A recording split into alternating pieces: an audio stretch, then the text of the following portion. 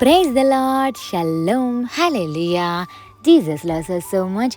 ఈరోజు పరిశుద్ధ గ్రంథం నుండి హబక్కకు రాసిన గ్రంథం 3వ అధ్యాయం 19వ వచనంని క్లెయిమ్ చేద్దాం. ప్రభువగు యెహోవాయే నాకు బలము, ఆయన నా కాళ్ళను లేడి కాళ్ళ వలె చెయ్యును, ఉన్నత స్థలముల మీద ఆయన నన్ను నడవజేయును. హల్లెలూయా. చూడండి, లైఫ్లో మనం వెళ్తున్నప్పుడు కొన్నిసార్లు స్మూత్ రోడ్స్ ఉంటాయి, కొన్నిసార్లు క్రిటికల్ రోడ్స్ కూడా ఉంటాయి కదా.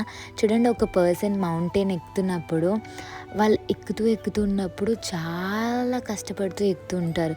ఒకసారి కాళ్ళకి దెబ్బ తగలచ్చు, ఒకసారి స్మూత్ రోడ్స్ రావచ్చు, కానీ ఫైనల్గా వాళ్ళు రీచ్ అయిన తర్వాత ఒకేసారి పడిపోతే వాళ్ళకి ఎంతో బాధ ఉంటుంది కదండి.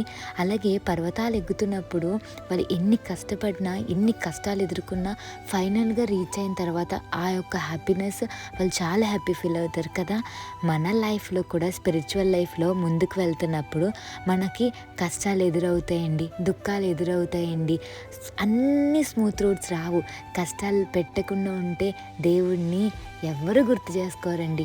అట్లీస్ట్ కష్టం పెట్టడం వల్ల అయినా యేసయ్యని జ్ఞాపకం మీరు చేసుకుంటారని ప్రాబ్లం వస్తుంది. నిజానికి చెప్పాలంటే ఎవరిని దేవుడు ఎక్కువ ఇష్టపడతారో వాళ్ళ లైఫ్లోనే ఎక్కువ ప్రాబ్లమ్స్ వస్తూ ఉంటాయి. ఎందుకంటే ప్రాబ్లం వచ్చింది అంటే యేసయ్య దానికి సొల్యూషన్ కూడా ఇస్తారని అర్థం అండి.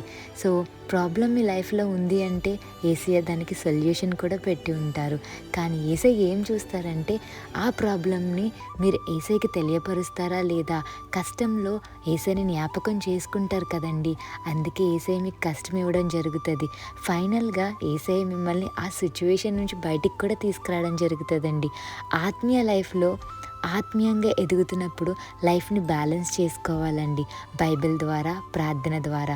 కీర్తన గ్రంథం 61వ అధ్యాయం 2వ వచనంలో ఒక మాట ఉంటుంది, మేము ఎక్కలేనంత ఎత్తైన కొండపైకి మమ్మల్ని ఎక్కించండి యేసయ్య. అంటే మనం ఎక్కలేము, మన యొక్క శక్తి సరిపోదు, కానీ యేసయ్య యొక్క తోడు మనకుంటే మనం ఎంత దూరమైనా లైఫ్లో ముందుకు వెళ్ళగలమండి. చూడండి, సీనాయి కొండపైకి మోసెస్ చేరుకున్నారు కదండి, అవునా కదా.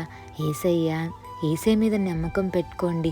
యేసయ్య కృప వెంబడి కృప, విశ్వాసంలో గొప్ప విశ్వాసం మీకుంటే మీరు ఖచ్చితంగా దేవుడు మీరు ఎక్కలేని అంత ఎత్తుకి మిమ్మల్ని ఎక్కిస్తారండి. చూడండి, కొండలపైన ఇల్లు కట్టుకుంటే కిందున్న వాళ్ళు పైకి చూస్తారు కదా. అలాగా దేవుడు మనల్ని ఉన్నత స్థానంలో నిలబెడతారండి. ఎప్పుడంటే కష్టంలో కూడా నువ్వు ఆయన మీద డిపెండ్ అయినప్పుడు. ఒకటి గుర్తుపెట్టుకోండి, యేసయ్యతో మీరు ప్రార్థన చేయండి. ఒంటరిగా ఉన్నప్పుడు మీరు 4 గోళ్ల మధ్యనప్పుడు ఎలా అయితే ఉన్నారో అదే మీ రియల్ క్యారెక్టర్ అండి. సో గదిలో మీరు ప్రార్థన చేయండి, మీ యొక్క మదిలో దేవుని వాక్యాన్ని ఉంచుకోండి, వీధిలో మీ సాక్ష్యాన్ని పెంచండి. దేవుడికి మహిమ చెల్లును గాక.